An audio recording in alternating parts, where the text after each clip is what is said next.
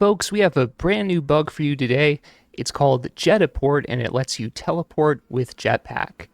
It's all thanks to one stance showing me footage of this bug. I've just been trying to figure out exactly how it works, how to activate it. So I basically have it down, and the way it works, select Jetpack, take note of the direction that your worm is facing. So I'm facing left. That means I'm only going to get teleported left. So when I'm on Jetpack, make sure to select parachute. And all I'm going to do, just fly a little ways.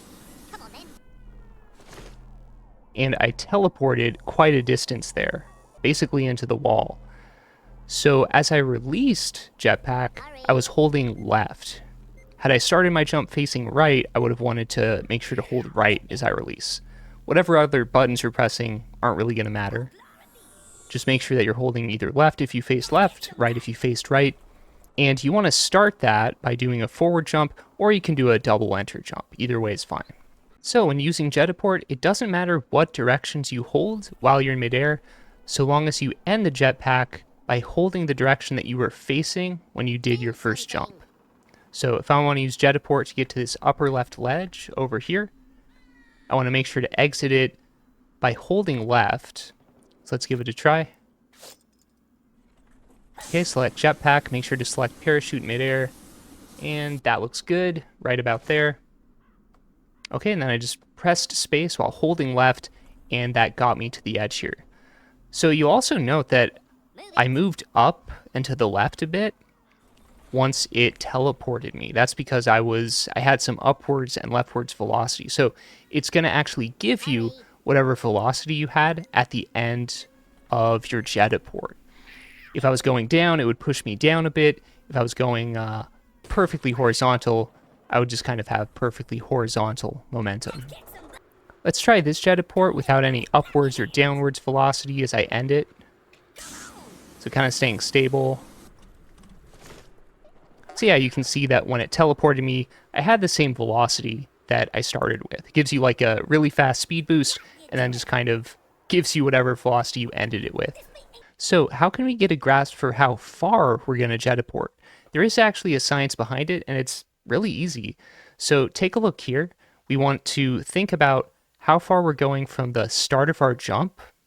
Remember, not where we activate the jetpack, but the start of our jump. And just the horizontal distance from there to where we activate the Jetaport. It's going to teleport you that distance. Possibly just a tiny, tiny bit further than that. But it basically just doubles how far you've gone. And that makes it really, really easy to remember. Just keep track of how far you've gone horizontally and should be good. One quick word of caution. The only time I've found Jetaport to not work is if you do a jump using a worm that has not moved yet. And you can just deal with this problem by just moving your worm or even just facing the opposite direction. But take a look at this guy. He hasn't moved yet. So I'm going to try Jetaport. Just doesn't work. That may have something to do with the worms being placed sort of 1 pixel higher above the land. That was something in Worms Armageddon when the worms are initially placed.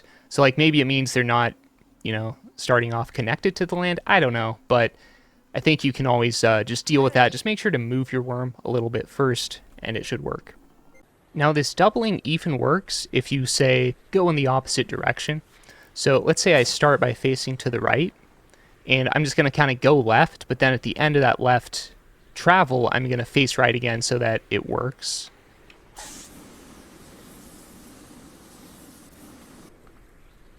Okay, and it basically brought me back roughly to where I started. Let's try something different though. Let's say I go the same distance to the left and to the right.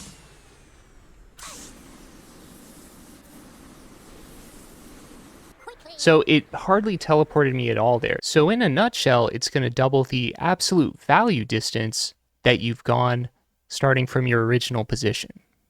So we can use Jetaport to get ourselves out of a sticky situation here with the sentry gun. I'm going to have to jump, press space, then press F8 really fast.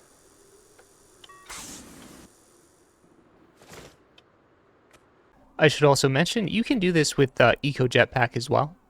But let's say I want to get from here over to this ledge up here, I can just use that trick and just think, okay, I'm just going to activate Jetaport at roughly the halfway point, which is about where this worm is. So maybe once I pass that worm, I'll just activate it.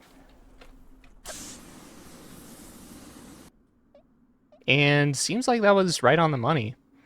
Sometimes it looks like it's pushing you so fast that it's going to like crash the game or something.